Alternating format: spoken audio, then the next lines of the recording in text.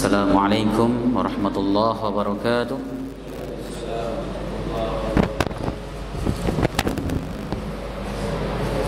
Alhamdulillahi rabbil alamin wal aqibatu lil muttaqin wala udwana illa 'alal zalimin. Asyhadu an la ilaha illallah wahidul halim wa asyhadu anna Muhammadan 'abduhu wa rasuluhul karim.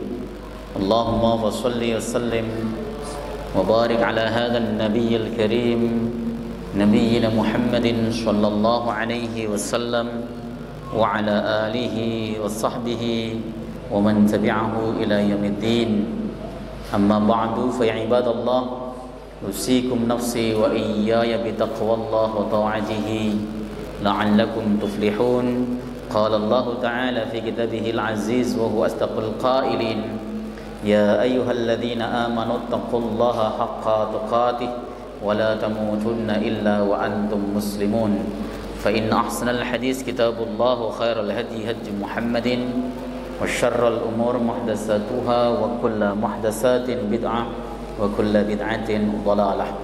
Alhamdulillah, segala puji bagi Allah Subhanahu wa taala, Tuhan semesta alam yang telah memberikan kita nikmat iman, nikmat Islam, nikmat sehat badan sehingga kita bisa kembali bermujalasah dalam keadaan sehat walafiat. Salawat salam mudah-mudahan terus tercurah ke pangkuan Rasulullah sallallahu alaihi wasallam beserta seluruh keluarga beliau, sahabat, kerabat dan pengikutnya, serta kita semuanya umat beliau, umat dakwah ijabah yang senantiasa istiqamah konsisten dalam menjalankan dan mengerjakan sunnah-sunnahnya hingga akhir masa nanti.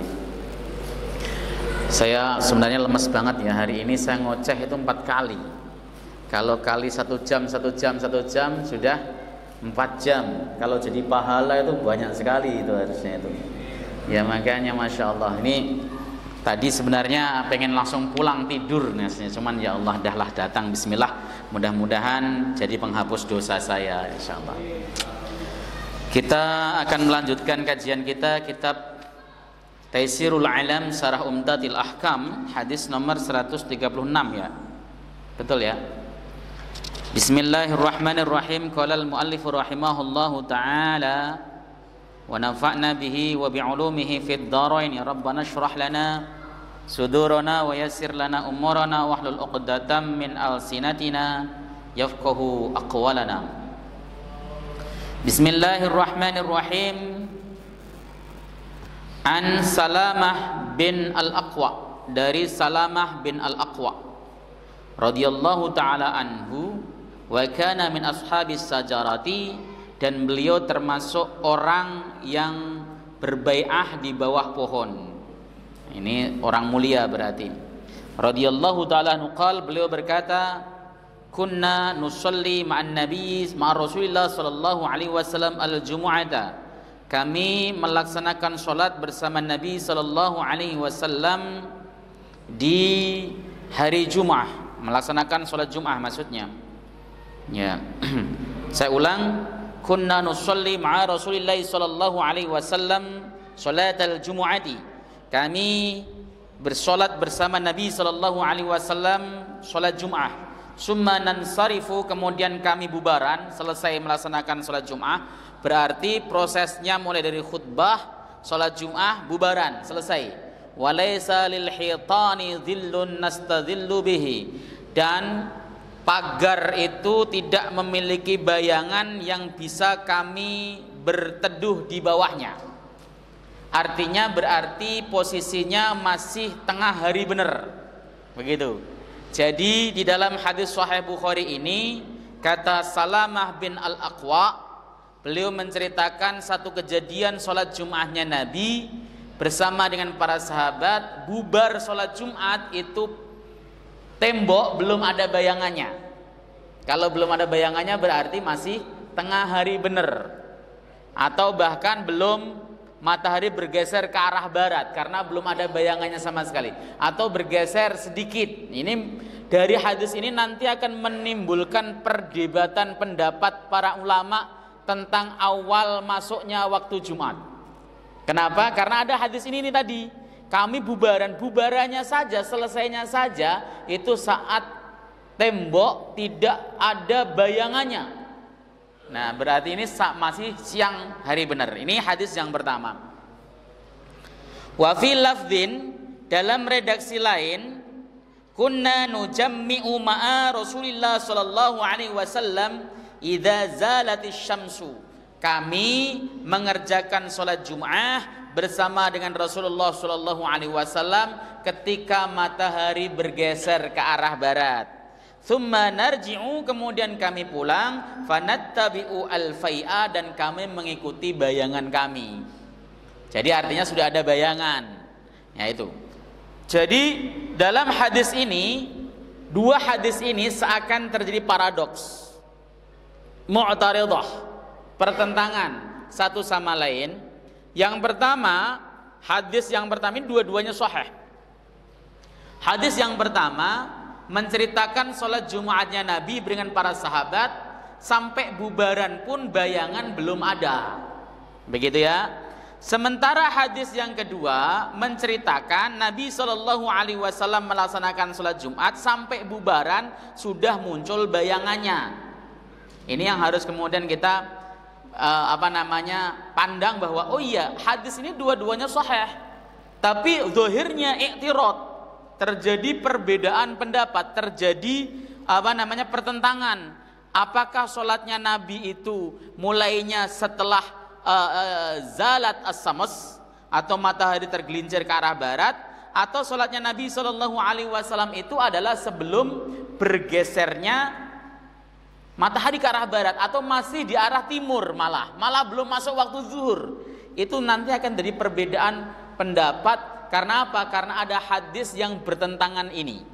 Ketika ada dua hadis yang bertentangan, para ulama memiliki kaidah yang berbeda-beda, ya. Memiliki kaidah yang berbeda. Ada yang memberlakukan thariqatul jam'i, mengkompromikan dua hadis yang bertentangan jadi satu, sehingga tidak ada hadis yang sifatnya mulgha atau tidak bisa dipakai. Dan ada juga yang kemudian memberlakukan tahrij, ada yang nasih mansuh, ada yang kemudian mencoba untuk ilgha. Karena ketika terjadi pertentangan tidak bisa didamaikan, maka kemudian langkahnya adalah mulgha, tidak bisa dipakai kedua-duanya. Tapi ini jarang terjadi, ada hadis yang sifatnya mulgha.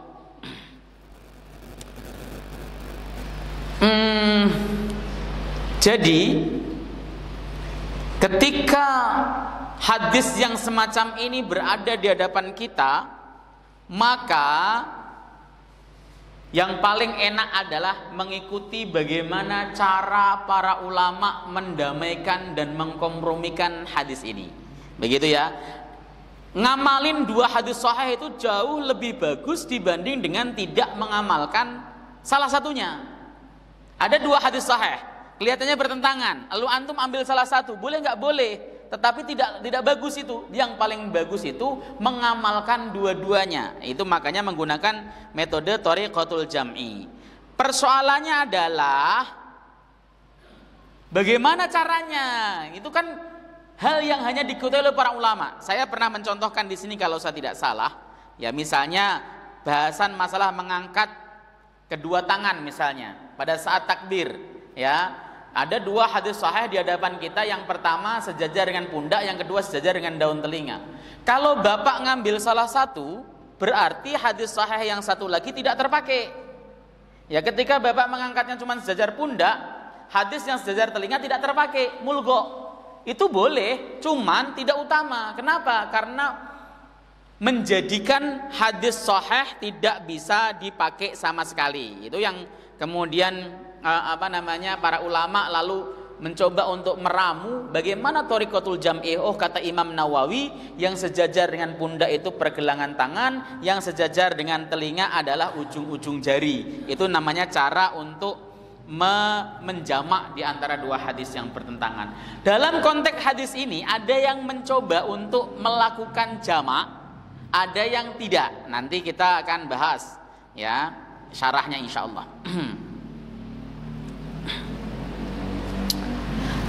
Makna ijmali,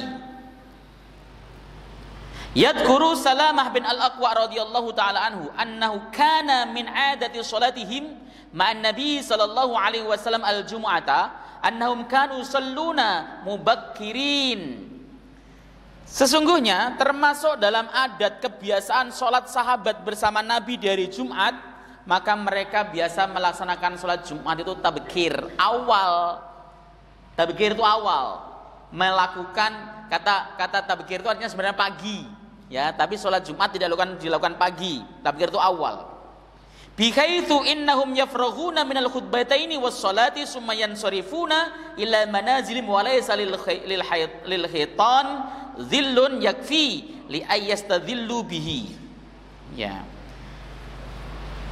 Sekiranya mereka semua itu rampung dua khutbah, kemudian mengerjakan sholat, lalu mereka bubaran menuju rumah mereka masing-masing, pagar tembok rumah belum ada bayangan yang cukup untuk mereka berteduh. Padahal mendengarkan khutbah itu lumayan lama.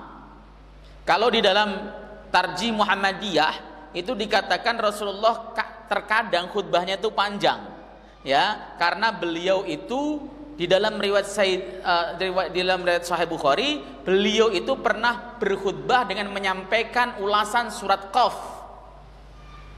Begitu berarti lama, kadang lama. Oke, anggaplah khutbahnya Nabi cepat, ya, misalnya 10 menit.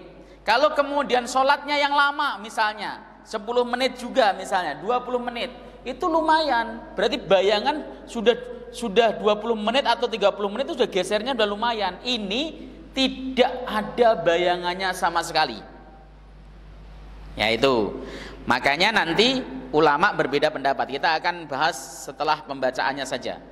War riwayatus tsani, dan riwayat kedua, annahum kanu yusalluna al-jumu'ata ma'an nabi sallallahu alaihi wasallam idza zalatis syamsu summa yarji'un. Sesungguhnya para sahabat itu sholat Jumat bersama Nabi tatkala matahari sudah bergeser ke barat. Matahari bergeser ke barat itu masuknya waktu zuhur, sebagaimana yang dilakukan oleh kita saat ini. Sholat Jumat ya ketika matahari sudah bergeser ke barat, begitu kan? Summa yarji'un, kemudian kembali pulang ke rumah masing-masing. Maka di sini dipaparkan ikhtilaful ulama, perbedaan pendapat di kalangan ulama. Saya berkali-kali ya Pak, sudah berkali-kali menyampaikan bahwa perbedaan pendapat di dalam persoalan fikih yang mengambil dalil dzanni itu niscaya, pasti Pak. Kecuali dalilnya qat'i.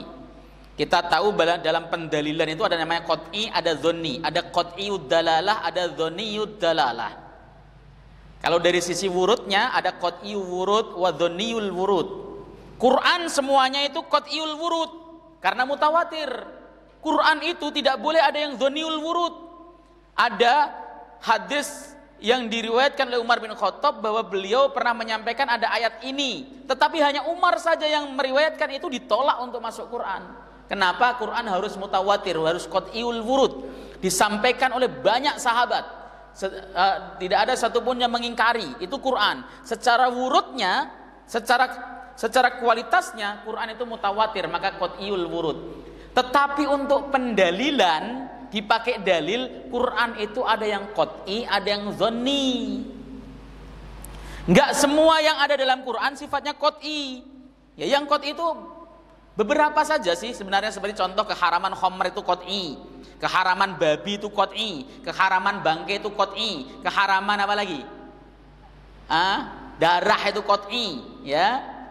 Tapi juga ada yang sifatnya dzanni. Dzanni inilah yang kemudian menjadikan ulama beda-beda pendapat. Hadis juga begitu. Hadis itu ada yang qat'iyul wurud dan qat'iyud dalal, dzanniyul wurud. Ada yang dzanniyul wurud dan dzanniyud dalalah. Hadis mutawatir itu qat'iyul wurud semuanya, tapi dalilnya bisa dzanni, enggak pasti qat'i. Ya, ini harus dipahami.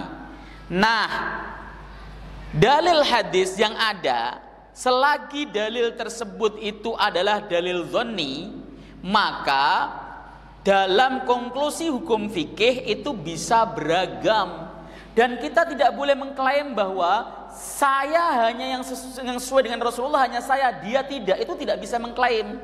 Karena mereka bersumber dari masadir yang sama, dalam sumber hukum yang sama. Hadis Nabi Sahih Bukhari, Sahih Muslim, redaksinya pun sama, tapi hukum fikihnya beda. Kenapa? Karena mereka mendekati dengan cara berbeda.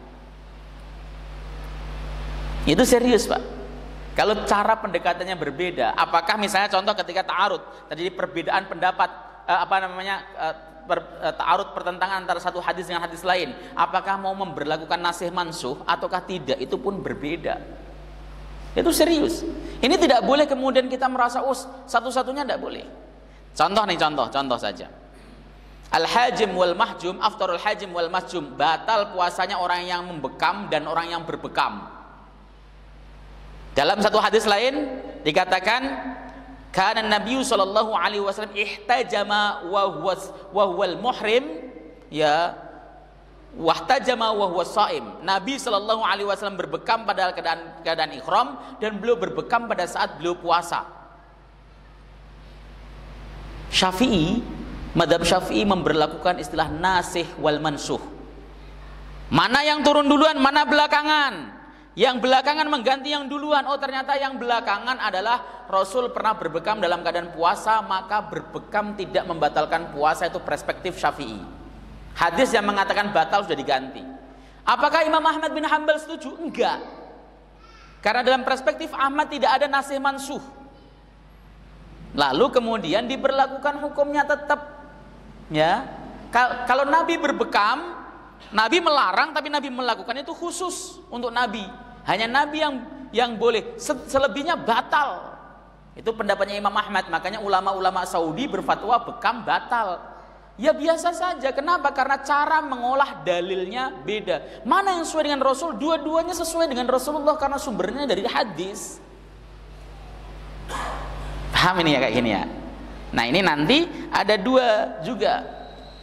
Ya, ulama berbeda pendapat. Ittafaqal ulama ala anna akhir waqti sholatil jum'ah wa huwa akhir waqti sholatil zuhur.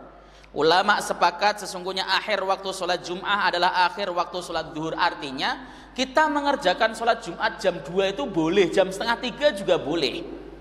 Misalnya kita mau mengadakan sholat Jumat, khotibnya nggak datang, kejebak macet misalnya, ya nggak ada yang bisa ganti khotib lagi khutbah, nggak ada misalnya, daripada nggak usah dipaksain ditunggu setengah jam, boleh nggak? Boleh. Kan yang nggak betah biasanya jamaahnya. Jangankan nungguin Jumat, nungguin sholat saja nggak betah. Imam rawatib baru di toilet, baru pipis, ya sudah komat, pasti imam non rawatib maju.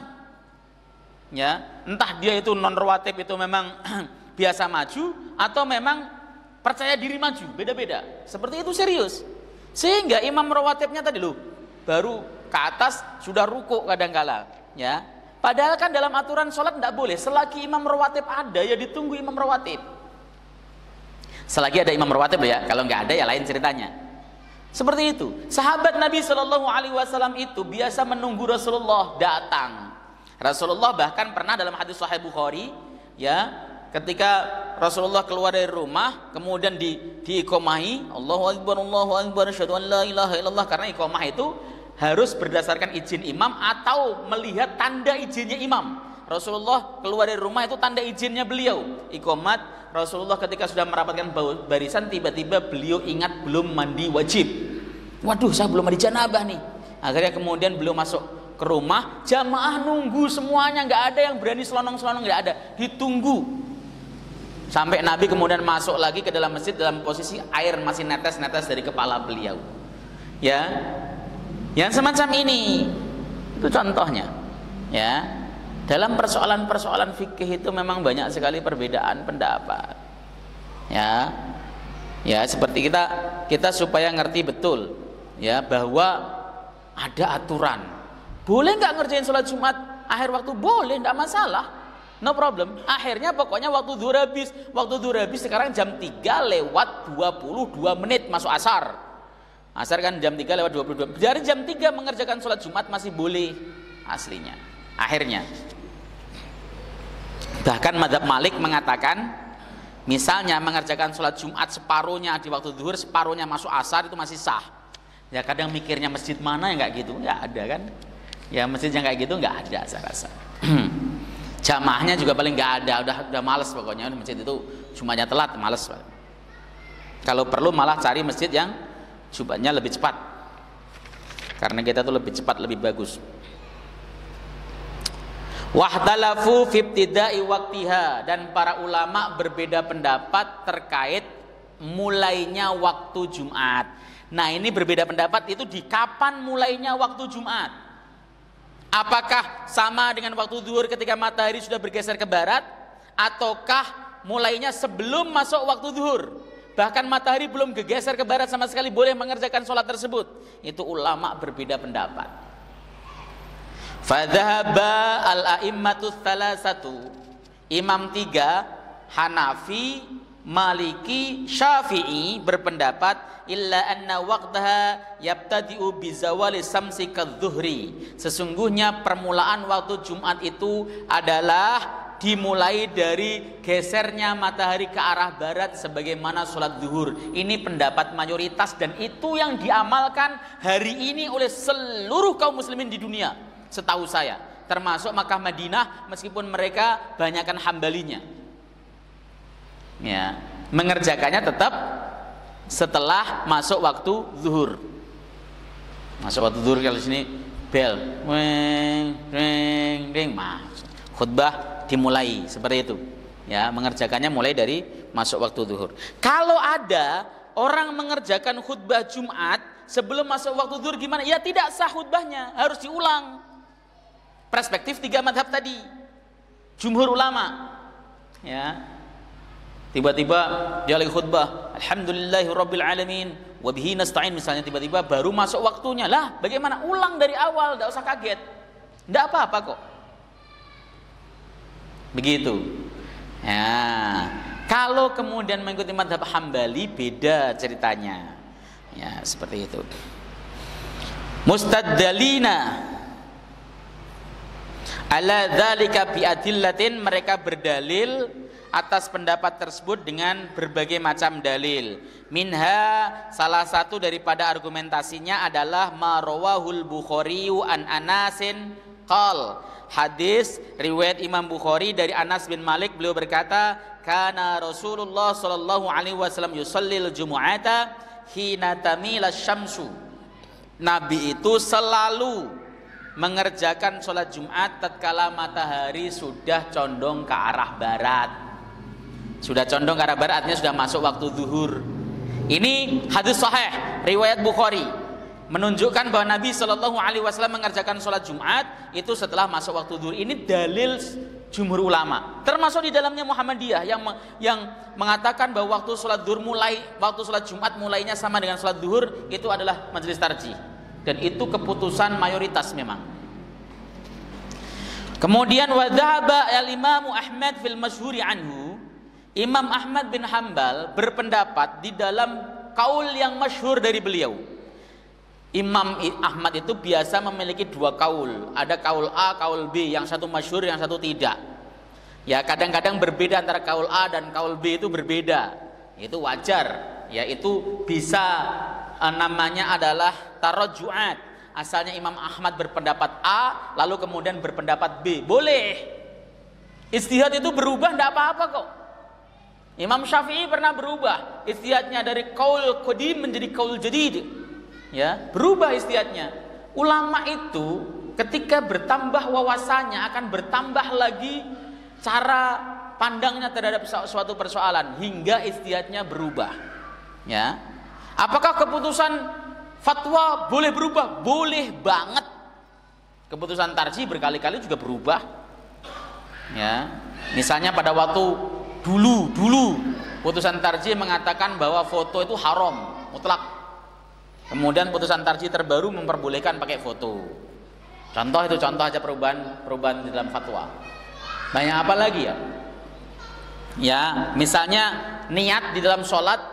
Ya, putusan yang awal itu adalah dia bersamaan dengan takbiratul ihram, Allahu Akbar, harus niat. Tetapi putusan tarjih yang terbaru adalah niat boleh dilakukan sebelum mengerjakan sholat itu sendiri. Itu namanya terjadi perubahan fatwa. Boleh, Imam juga begitu. Maka kalau ada orang mengatakan fatwa kok berubah-ubah, nggak konsisten, bukan nggak konsisten, karena ada istilah taghayyurul hukmi bitaghayyuriz zaman wal makan.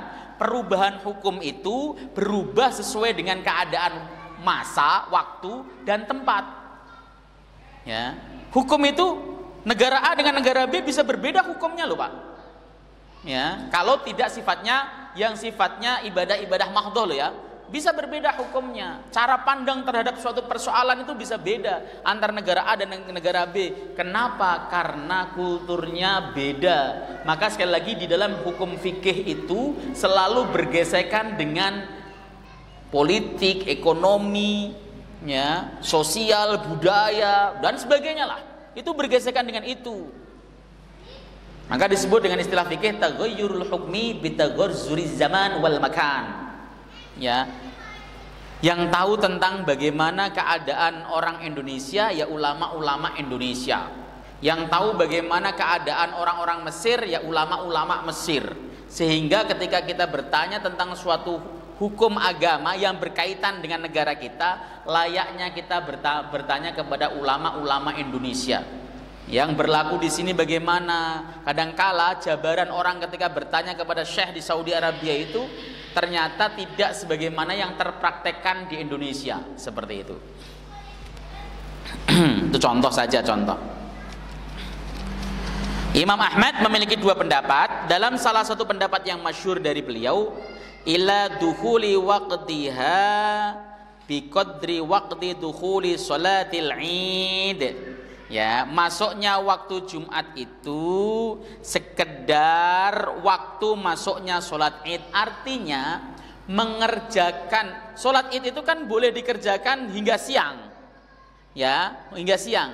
Maka mengerjakan sholat Jumat itu sampai kemudian sebelum zawal, matahari masih posisi di tengah atau di timur. Kalau di kita di timur itu masih boleh Imam Ahmad. Ya. Itu boleh menurut mazhab Ahmad. Misalnya kita masuk zuhur jam berapa? 12:02. Ya, kayak tadi jam 12:02 misalnya. Mengerjakan sholat Jumat khutbah dimulai jam 12:10 itu sudah boleh Imam Ahmad. Ya. Loh, kok pakai begitu? Dalilnya ada nggak? Ada. Para ulama itu ketika berpendapat itu mereka tidak menafikan dirinya dari dalil. Kita sendiri saja nggak pernah mau nyari. Itu persoalannya. Kita nggak pernah mau nyari dalil. Lagian juga kita nggak punya banyak kitab hadis mungkin. Antum yang biasa ngomong, wah kita sesuai dengan hadis, paling punyanya di rumah terjemahan Bulughul Maram sama Bukhari jilid 1 paling-paling ya. Ya, nggak komplit. Coba yang hadir di sini yang sudah punya Kutubut Tis'ah siapa? Kitab hadis 9. Ya, Bukhari komplit ya, Bukhari, Muslim, Nasai, Abu Dawud, Tirmidzi, Ibnu Majah, Muwatta Malik, Musnad Ahmad Imam Syafi'i, Musnad Ahmad, kemudian ditambah dengan tadi Muwatta sudah ya, ya tambah Musnad Aisyah, tambah Musnad Asy-Syafi'i, ya, kemudian yang lain-lain sudah ada nggak? Musnad Abdul Razak belum ada, belum punya. Kitab minim bacaan hadis. Saya yang belum punya kitab hadis itu Musnad Ahmad. Mahal, kegedean, ya segini kitabnya, masya Allah, bacanya kapan gitu kan? Semua kitab hadis kecuali Musnad Ahmad saya sudah punya, termasuk sarahnya, penjelasannya. Makanya kita itu ketika kemudian pengen mengetahui hadis tersebut maknanya bagaimana, ya tinggal kita baca sarahnya. Para ulama ketika kemudian mereka menjelaskan sarahnya itu sudah menukil dari riwayat-riwayat yang berbeda lalu dirangkum jadi satu, ya, meskipun tetap pandangan fikihnya berbeda. Ya, itu dicatat, fikih berbeda itu tidak menjadikan kita tidak sapa, tidak senyum, ya, tidak boleh. Wastadalla ala dzalika biadillatin, mereka juga punya dalil banyak. Minha diantaranya ar-riwayatul ula fi hadisil bab, riwayat pertama dalam hadis yang ada di dalam bab ini, yaitu dari Salamah bin Aqwa tadi. Nabi pernah mengerjakan sholat Jum'ah bersama dengan para sahabat sampai bubaran tembok rumah belum ada bayangannya. Berarti tadi pelaksanaannya belum masuk waktu zuhur. Matahari belum zawal, itu kepahamannya. Karena nggak mungkin kalau matahari sudah condong ke barat itu pasti ada bayangannya meskipun sedikit. Kalau kemudian sholatnya sama khutbahnya digabung ya jadi banyak.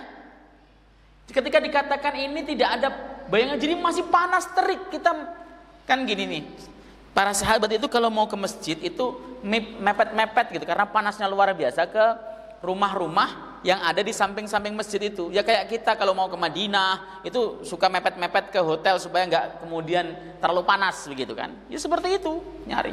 Nah itu bayangannya ndak ada yang cukup untuk dia berteduh di bawah bayangan itu dari sengatan matahari. Ini salah satu dalil daripada Imam Ahmad. Jadi nggak ngawur ya, nggak ngawur. Antum kalau kemudian Masjid Mubasyirin mengumumkan besok kita Jumatan lebih cepat gitu kira-kira. Ya, mau Jumatan apa kira-kira malah nggak datang. Pasti wah itu sesat tuh, langsung masih gitu. Sesat itu. Padahal bukan sesat karena kita tidak tahu dalil dan argumentasinya. Banyak hal yang kita hukumi sesat itu karena kita tidak memahami argumen dan dalilnya saudara aslinya. Ketika kita sudah ngobrol, ketemu, dalilnya tahu, oh ternyata begitu. Maka selalu saya pribadi ini, saya itu suka diskusi dengan siapapun. Tujuannya bukan untuk saya mempengaruhi pendapat dia supaya ikut pendapat saya, enggak. Ya, tujuannya adalah supaya saya paham argumentasi dia dan dia paham argumentasi saya. Perkara ikut atau tidak itu bukan urusan saya. Ya, kita diskusi ini misalnya contoh bagaimana tata cara sujud yang benar, lutut dulu atau tangan dulu. Diskusi saja. Oh, argumentasinya begitu. Oh, ternyata dia memandangnya yang sahih ini. Oh, dan dia supaya tahu juga argumentasinya saya begini. Nah, akhirnya kemudian meskipun dia tetap mempraktekkan apa yang ia yakini, tapi di dalam benak pikirannya dia kemudian tidak memvonis apa yang saya lakukan itu khilaf terhadap sunnah Nabi. Ya khilafu sunnatin Nabi, berbeda dengan sunnah Nabi. Kenapa? Karena sudah tahu oh itu dasar argumentasinya begitu.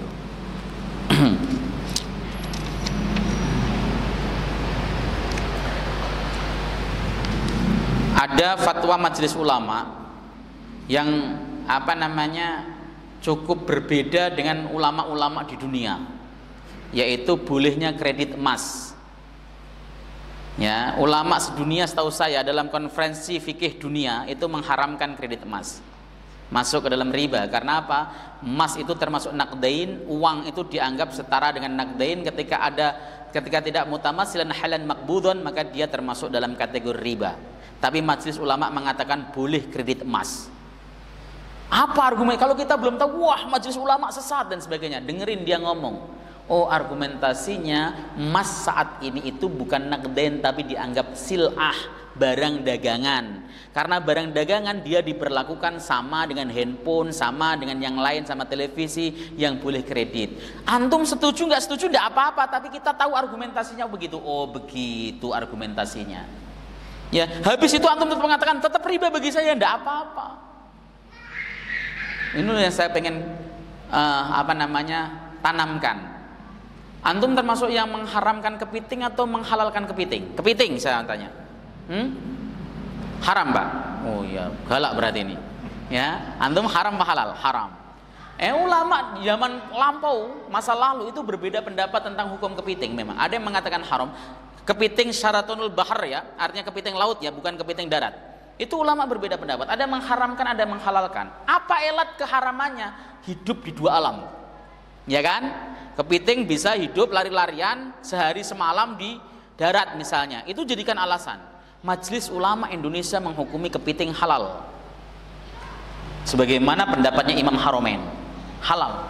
Alasannya apa? Kepiting itu tidak hidup di dua alam. Kata Majelis Ulama, ini yang saya pernah dengarkan. Dalam cangkang kepitingnya itu ada cadangan air. Kalau cadangan air ini masih ada, dia tidak akan mati, masih hidup bisa rembetan lari. Tapi kalau ini habis, mati dia di darat. Lalu Majelis Ulama mengkiaskan dengan orang yang masuk laut dengan menggunakan oksigen. Selagi oksigennya masih ada, dia masih bisa mondar-mandir ke dasar laut. Tapi kalau oksigennya habis, ya mati dia di laut.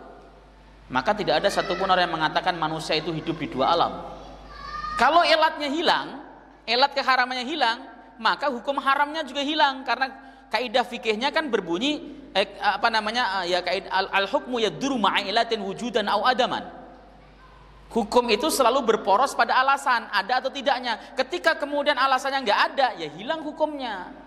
Haramnya apa? Hidup di dua alam. Ternyata bukan hidup di dua alam, maka halal. Itu pendapat Majelis Ulama Indonesia. Antum sekarang masih bilang haram juga nggak apa-apa. Ya, masih boleh, nggak masalah. Tapi tahu argumentasinya gitu, yang pokok itu. Kalau tahu argumentasinya itu lembut Pak, sedikit Pak, udah nggak apa-apa. Temanmu makan kepiting, ya biasa saja, kenapa? Oh iya, tadi argumentasinya begitu. Meskipun kita makannya ikan tongkol dan sebagainya, ya begitu. Kalau saya tergantung, kalau dikasih ya mau, kalau enggak sayang harganya duitnya. Tapi saya termasuk orang yang awalnya berpendapat haram, kemudian setelah ini nggak pernah makan, tapi santai ketika ada orang makan. Itu Pak. Jadi kita paham argumentasinya.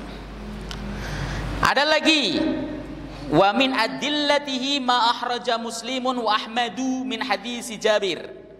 Dan sebagian daripada dalil Imam Ahmad adalah hadis riwayat Imam Muslim dan Imam Ahmad dari hadis Jabir. Sahih juga ini berarti. Annan Nabiyya sallallahu alaihi wasallam kana yusallil jumu'ata thumma nadhhabu ila jamalina fanarihaha hatta tazula sams.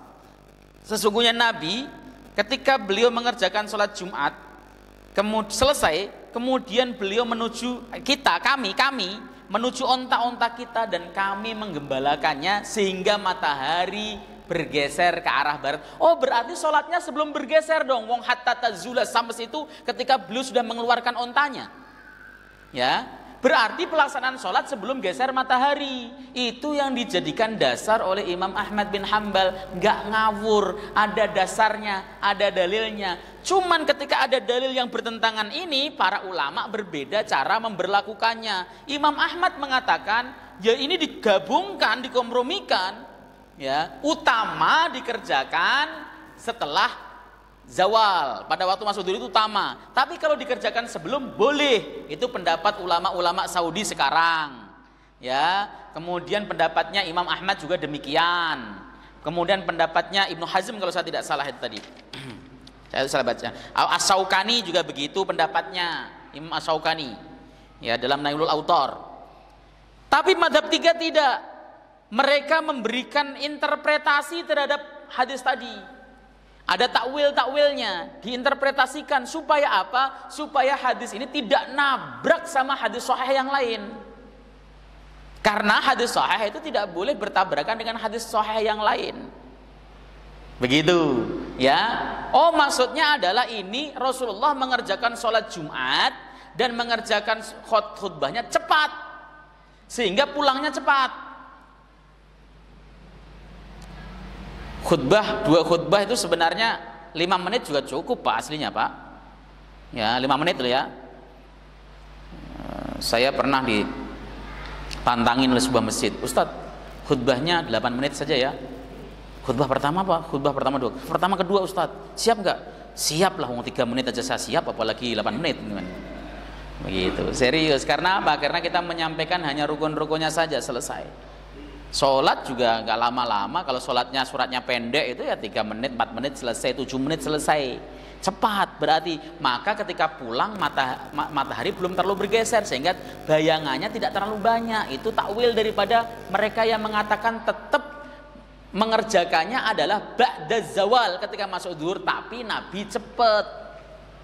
Ya, Nabi itu kadang-kadang sholatnya ya cepat, kadang-kadang lambat dan sebagainya. Antum kan makanya sering saya bilang sama antum, kalau lihat imam yang agak cepetan itu nggak usah protes ya. Nabi ya kadang begitu, kadang lambat. Ya, kalau lihat orang misalnya kalau sholat sunnahnya agak ringan cepet misalnya kan, ya ndak apa-apa. Ya, Nabi memerintahkan begitu ya dilaksanakan. Jadi kita melihat hal yang di mata kita, yang ada di masyarakat atau teman kita itu tidak kemudian langsung gampang menghujat, sholat kok nggak khusyuk. Belum tentu antum yang sholatnya lama itu khusyuk.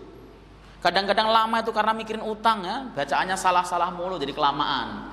Yang cepat itu bisa jadi khusyuk, bisa. Ya, yang penting yang nggak boleh itu ngebut sampai tidak tumakninah, itu nggak boleh. Itu termasuk sholat yang cepatnya fahisyah, sangat cepat itu termasuk bid'ah mungkarat karena tidak pernah dilakukan oleh Rasulullah Muhammad SAW. Ringan itu artinya sholatnya tetap tartil, nggak dikurangi hak hurufnya, ya, bacaan Fatihahnya juga tetap jelas, hanya saja misalnya panjangnya asalnya ketukannya pelan menjadi ketukannya agak cepat, tetap bagus. Itu yang kemudian ya bisa kita praktekkan. Nah, kalau kemudian melihat takwil begini, mestinya oh iya bisa juga ya. Nabi sholatnya cepat, misalnya masuk ini jam 12:02, langsung khutbah. Khutbahnya 5 menit, khutbah pertama dan kedua 5 menit selesai. Habis itu sholatnya 3 menit, 8 menit, nggak usah dikirnya sambil jalan misalnya. Matahari yang memang belum sampai, bayangannya panjang. Oh iya, itu takwil dari jumhur ulama, pemahaman mayoritas ulama. Tapi kalau Imam Ahmad enggak, ya dohirnya hadis ngomong begitu, ya itu yang saya pahami, nggak pakai takwil-takwilan. Wah, akhirnya kemudian ada dua kubu. Tapi pendapat mayoritas tetap mengatakan sholat Jumat itu waktunya sama dengan sholat zuhur. Itu pendapat mayoritas. Di Mekah juga begitu, di Madinah juga begitu, di Indonesia juga begitu. Tidak ada masjid yang kemudian mengamalkan sebelum masuk waktu zuhur. Ini kenapa kita perlu tahu, Pak. Kalau suatu saat Bapak jalan-jalan misalnya ke Eropa atau kemana atau ke Jordan atau ke Turki dan ada yang mempraktekkan tidak gumun dan tidak usah kemudian wah saya harus kodok nih, ya repot. Kenapa? Karena ternyata dia ilmunya tidak sampai, gitu ya.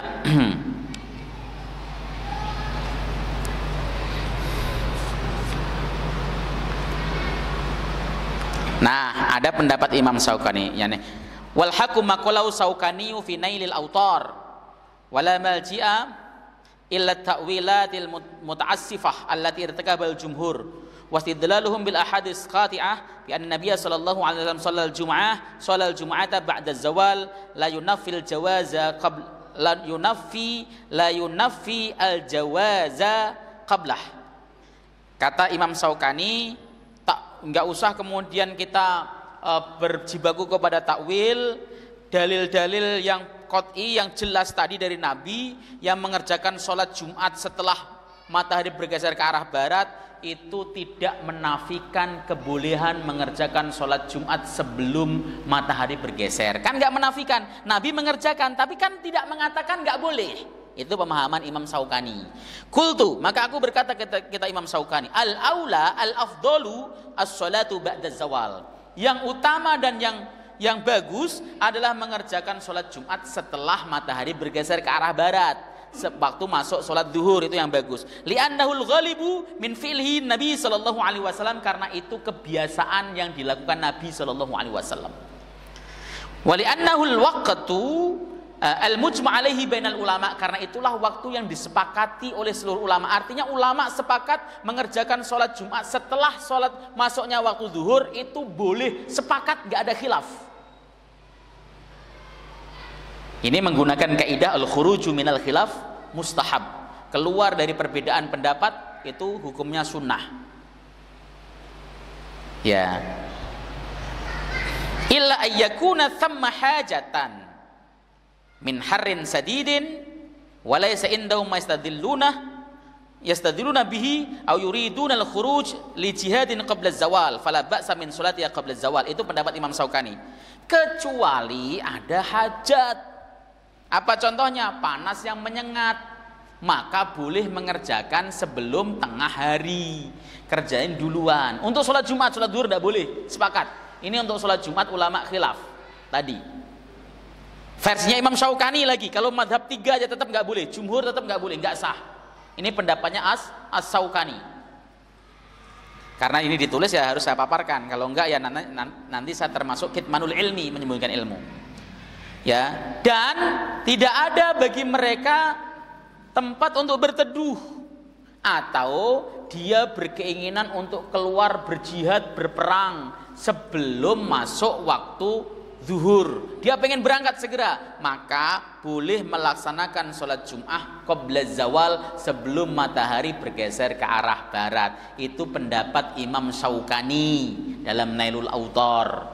selaras dengan pendapatnya Imam Ahmad bin Hambal, tapi ini khilafan lil jumhur, menyelisihi mayoritas ulama yang mengatakan bahwa waktu sholat Jumat sama dengan waktu sholat duhur, yaitu ba'da zawal, setelah matahari bergeser ke arah barat. Ma yu'khad minal hadis, apa yang bisa diambil pelajaran dari hadis ini? Masru'iyatut tabkir fil jum'ati mutlaqan, disyariatkan untuk datang pagi-pagi dalam sholat Jumat secara mutlak. Pokoknya mau waktu sholatnya adalah ba'da zawal atau qabla zawal, kita datang pagi-pagi untuk melaksanakan sholat Jumat, itu sunnah, disyariatkan. Kalau perlu pagi banget, habis sholat subuh antum pulang mandi Jumatan langsung, ya. Tapi kalau kita kayak gitu Pak, dikirain orang pengangguran, sebelah salah kan, wes. Pengangguran ya kayak gitu, di masjid mulu repot. Ya, tapi itu yang terbaik mestinya. Ya. Sawaun akanu fis sita am saif wa yakunu hadisul ibrad khasan bidzuhri. Ya, sama juga kejadian tersebut itu dalam waktu musim penghujan ataupun kemarau, ya. Dan hadis yang menjelaskan ibrad, hadis ibrad itu hadis untuk melaksanakan sholat pada waktu dingin, itu khusus untuk sholat zuhur. Kemudian yang kedua, pelajaran yang bisa diambil zahirul hadis, zahir hadis jawazu sholatil jum'ah qabla zawal, boleh mengerjakan sholat Jumat sebelum matahari bergeser ke arah barat.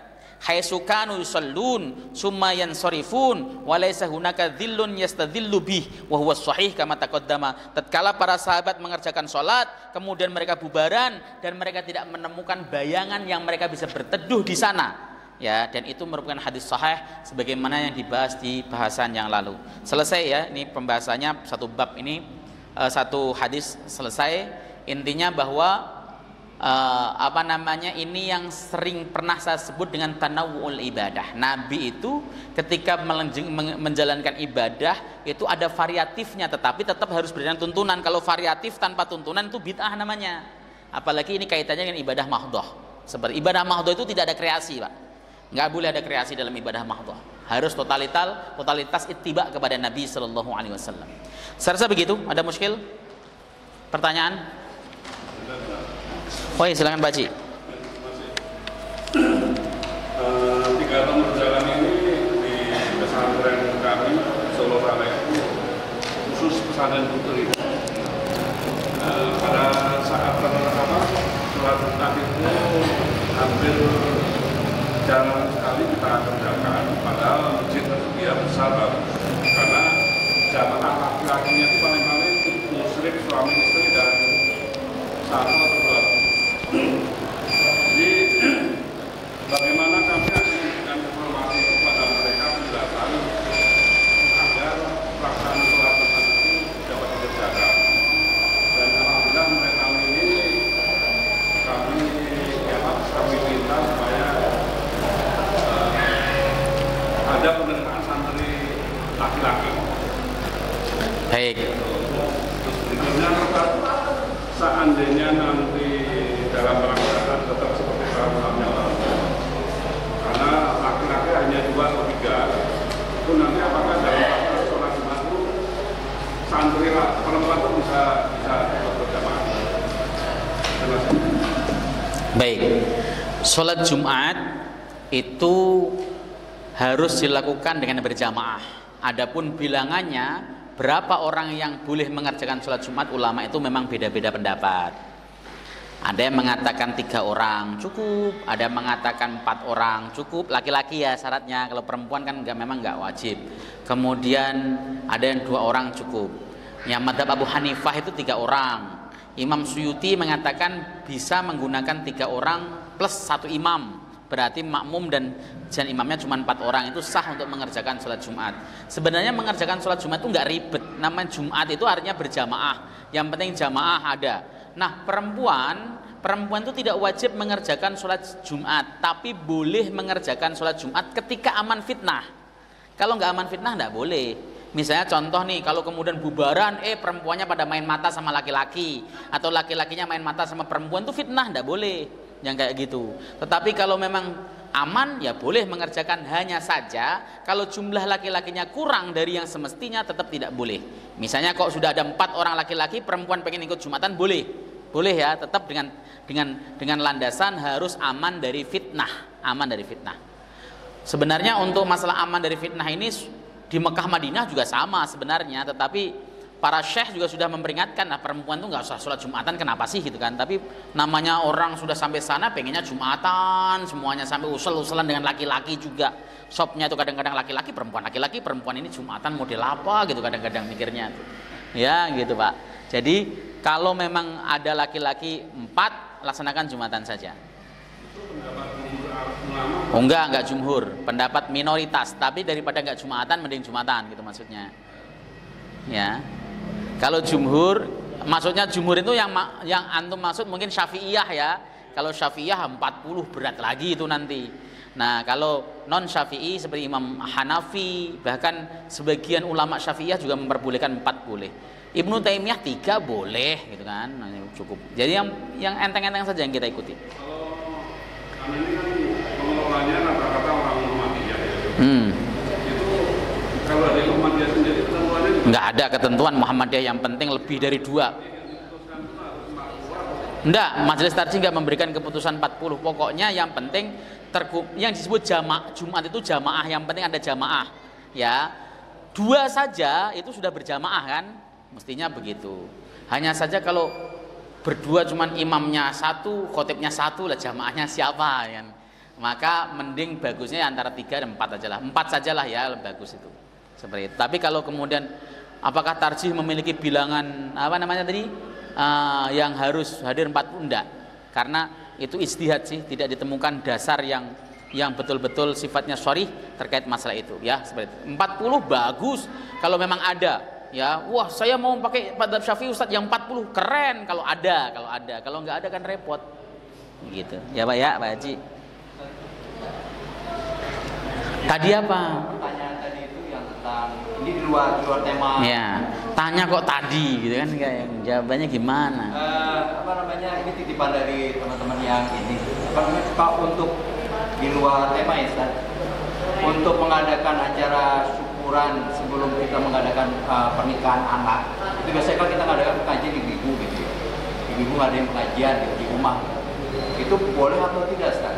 Karena kalau lihat dari beberapa yang saya lihat di YouTube itu boleh, tapi di pengajiannya ngajinya itu misalnya surat Yasin atau itu tidak boleh, mengkhususkan.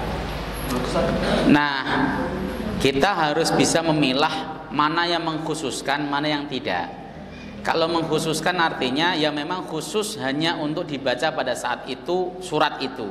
Tapi kalau memang tidak mengkhususkan, lawang bisa saya cuman itu Pak ya makanya yang tidak boleh itu pengkhususan. Pengkhususan itu perlu dalil, apapun bentuknya. Kalau mengkhususkan itu butuh dalil. Tapi kalau nggak mengkhususkan, hanya litartib, mengatur dan sebagainya, tidak apa-apa. Kalau memang tujuannya hanya sekedar, ya misalnya, kenapa kok Pak baca sampean ini acara itu Yasin? Oh no, Yasin ini, ya cuman bisa saya Yasin lah, bagaimana? Nah boleh. Kalau Al-Baqarah bagaimana? Lebih bagus malah misalnya ya. Itu nanti tidak. Tapi kalau wah ini bacain Yasin afdol, itu yang disebut butuh dalil karena ada pengkhususan. Pokoknya ibadah yang sifatnya ada pengkhususan itu adalah butuh dalil. Nah, itu yang saya harus garis bawahi. Ngaji apapun sebenarnya boleh. Ya, contoh nih, ada orang mau mengadain acara sunatan atau menikahin anaknya, bikin pengajian dulu. Baca apa? Al-Baqarah, Ali Imran, Taubat boleh. Ya. Baca misalnya kemudian surat Tabarok dan sebagainya boleh. Yang tidak boleh kalau kemudian ada pengkhususan. Kalau ada kegiatan ini yang dibaca afdolnya surat Yasin, itu namanya ada pengkhususan. Itu yang butuh dalil. Baik ya Pak. Apalagi kalau pengajiannya ada ceramah, itu bagus, memberikan motivasi, memberikan doa, itu bagus. Pulang kemudian makan-makan. Nah itu penting itu. Kenapa? Sodakohnya sampai kalau makan-makan. Gitu ya Pak ya. Jadi yang kita sering bahas itu kan, wah itu nggak boleh, kenapa ada pengkhususan? Nah, apakah pengkhususan itu artinya Quran itu hanya surat itu yang afdol di acara itu, ataukah kalau surat yang lain nggak apa-apa? Kalau nggak apa-apa Ustadz, surat yang lain, cuman ibu-ibu bisanya Yasin, lagi itu kita gimana ngomongnya? Ya, apakah masuk pengkhususan apa tidak? Nah itu yang termasuk jadi pembahasan. Kalau saya sepakat, yang namanya pengkhususan apapun itu butuh dalil. Ya, misalnya contoh kita mengkhususkan bacaan ini di malam ini khusus, ya ini yang utama, ya ini yang baik, itu butuh dalil. Kalau nggak ada dalilnya tidak boleh. Tapi kalau kenapa Anda baca ini? Ustadz, saya suruh belajar sama Pak Kiai cuma surat ini, yang lain belum. Nah, tidak apa-apa yang kayak gitu tuh. Namanya orang bodoh tapi didorong untuk jadi orang pintar, jadi begitu ya. Itu seperti itu kalau jawaban saya. Lah tadi jawabannya udah bisa jawab sendiri kok ditanyain. Ya. Begitu ya. Saya rasa begitu, mudah-mudahan manfaat. Kita tutup dengan kafaratul majelis. Subhanakallahumma hamdika asyhadu an la ilaha illa anta astaghfiruka wa atubu ilaik. Assalamualaikum warahmatullahi wabarakatuh.